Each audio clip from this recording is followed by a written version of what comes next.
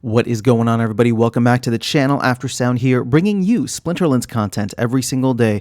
We also stream right here in this channel every Tuesday, Thursday, and Sunday morning, so come by and say hello.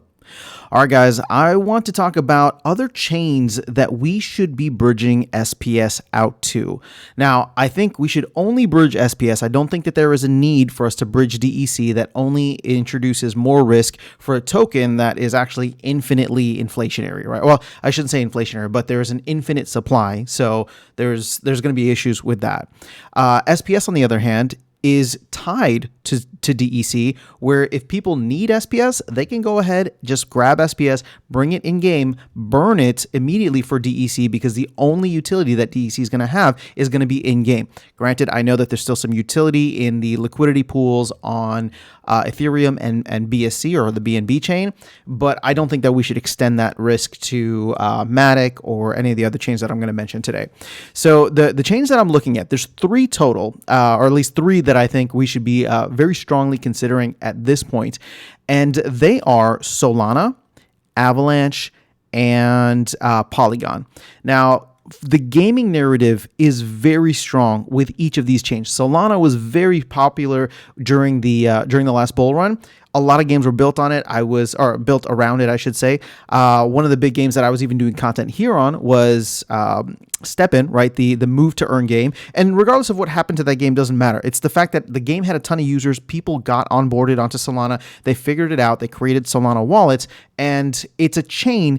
The reason that it's at the top for me really is because of the fact that it survived the FTX collapse, because I believe Solana had a lot of backing initially from FTX, and so people weren't really sure what was going to happen. But it has done a 5x almost from its lows, right, of like $15.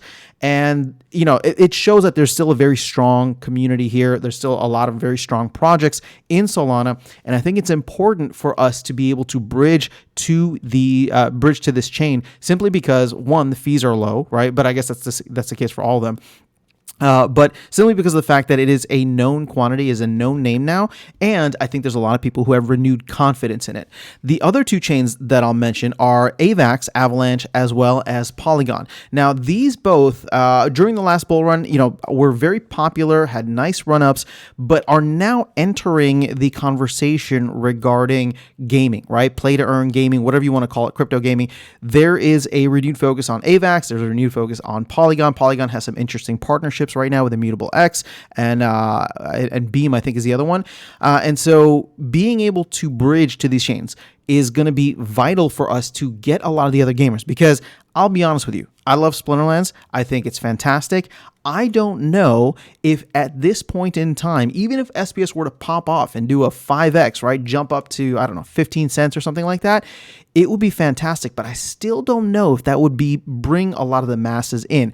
What I'm trying to get at here is the fact that there's going to be a killer app. I'll be honest, I don't think it's going to be Splinterlands, right? There's a lot of really cool games coming to the market, and I think people are going to be all over these other chains. Solana, Avalanche, Polygon, right? Of course, on top of like Ethereum. But giving people an easy out, right? If they already created a Polygon wallet, if they already created a Solana or an Avalanche wallet, if you have a way for them to say, hey, what's this Splinterlands thing? Oh, there's the token called SPS. Oh, it's bridged to Solana. Boom, very easy, I'm already in. Or it's bridged to Polygon. It's very easy, I'm already in, rather than going through some of the traditional routes. Because as it is, Hive is already...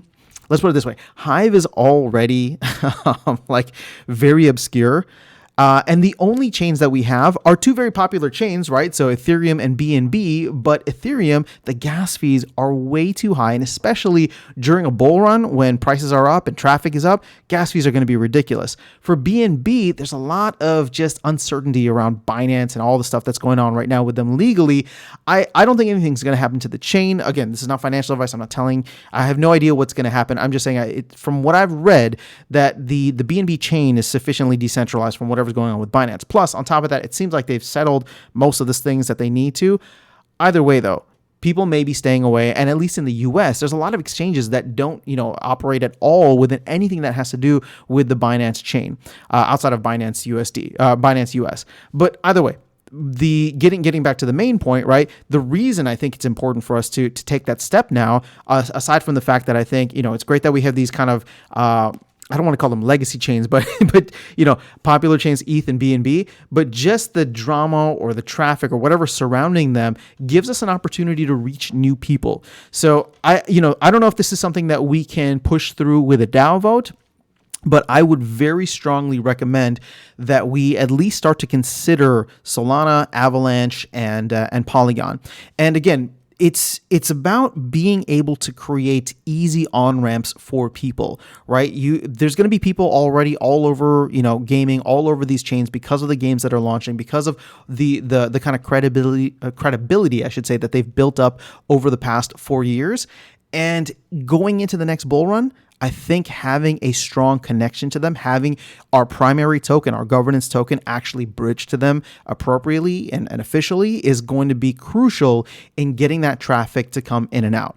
So let me know your thoughts in the comments below. Do you agree that these 3 chains are worth us diving into, or are there other ones that you are considering? Again, I'm just putting this out there because we're about to hit 2024. There's going to be a lot of cool stuff hopefully happening over the next 24 months within crypto. And the sooner we get to this, the sooner we create those on-ramps potentially for people to get into the game once they discover it, right? But, if there's any game that takes off, it doesn't even matter which one, people will be on these channels, on these avenues already looking for what's next. And I think just creating a simple, one-stop shop, I guess one-stop shop is not the right way to put it, but creating these kind of simple bridges and transitions for them to be able to come in is going to be crucial for just making it easy for them to be able to onboard into Splinterlands. So let me know your thoughts in the comments below. That is all I have. Otherwise, I will catch you all in the next video and see you around the game. Take care.